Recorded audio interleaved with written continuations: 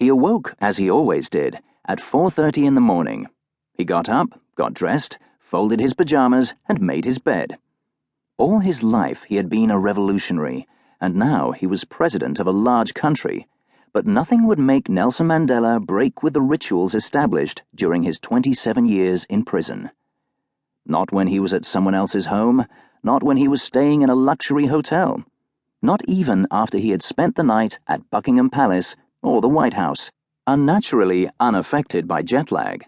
No matter whether he was in Washington, London, or New Delhi, he would wake up unfailingly by 4:30 and then make his bed.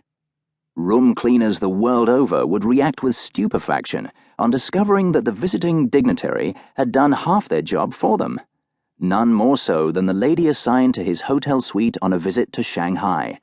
She was shocked by Mandela's individualist bedroom manners. Alerted by his staff to the chambermaid's distress, Mandela invited her to his room, apologized, and explained that making his bed was like brushing his teeth. It was something he simply could not restrain himself from doing.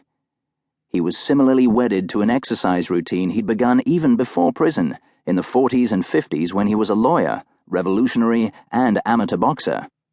In those days, he would run for an hour before sunrise from his small brick home in Soweto to Johannesburg and back. In 1964, he went to prison in Robben Island, off the coast of Cape Town, remaining inside a tiny cell for 18 years. There, for lack of a better alternative, he would run in place, every morning again, for 1 hour. In 1982, he was transferred to a prison on the mainland where he shared a cell with his closest friend, Walter Sisulu, and 3 other veterans of South Africa's anti-apartheid struggle. The cell was big, about the size of half a tennis court, allowing him to run short, tight laps. The problem was that the others were still in bed when he would set off on these indoor half-marathons. They used to complain bitterly at being pummeled out of their sleep every morning by their otherwise esteemed comrades' relentlessly vigorous sexagenarian thump-thump. After his release from prison at age 71, in February 1990, he eased up a little.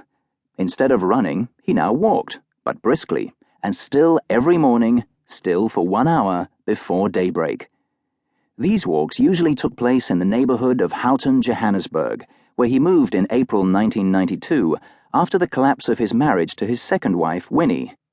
2 years later, he became president and had 2 grand residences at his disposal, one in Pretoria and one in Cape Town, but he felt more comfortable at his place in Houghton, a refuge in the affluent and until recently whites-only northern suburbs of Africa's richest metropolis. An inhabitant of Los Angeles would be struck by the similarities between Beverly Hills and Houghton.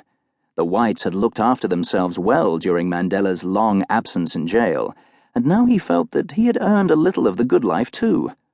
He enjoyed Houghton's quiet stateliness, the leafy airiness of his morning walks, the chats with the white neighbors, whose birthday parties and other ceremonial gatherings he would sometimes attend. Early on in his presidency, a 13-year-old Jewish boy dropped by Mandela's home and handed the policeman at the gate an invitation to his bar mitzvah. The parents were astonished to receive a phone call from Mandela himself a few days later, asking for directions to their home. They were even more astonished when he showed up at the door, tall and beaming, on their son's big day. Mandela felt welcomed and comfortable in a community where during most of his life he could only have lived had he been what in white South Africa they used to call, irrespective of age, a garden boy.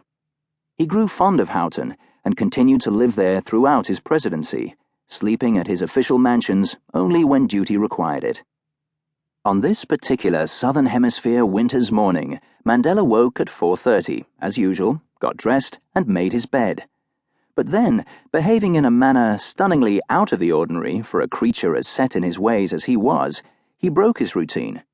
He did not go for his morning walk. He went downstairs instead, sat at his chair in the dining room, and ate his breakfast. He had thought through this change of plan the night before, giving him time to inform his startled bodyguards, the Presidential Protection Unit, that the next morning they could have 1 more hour at home in bed. Instead of arriving at 5, they could come at 6. They would need the extra rest.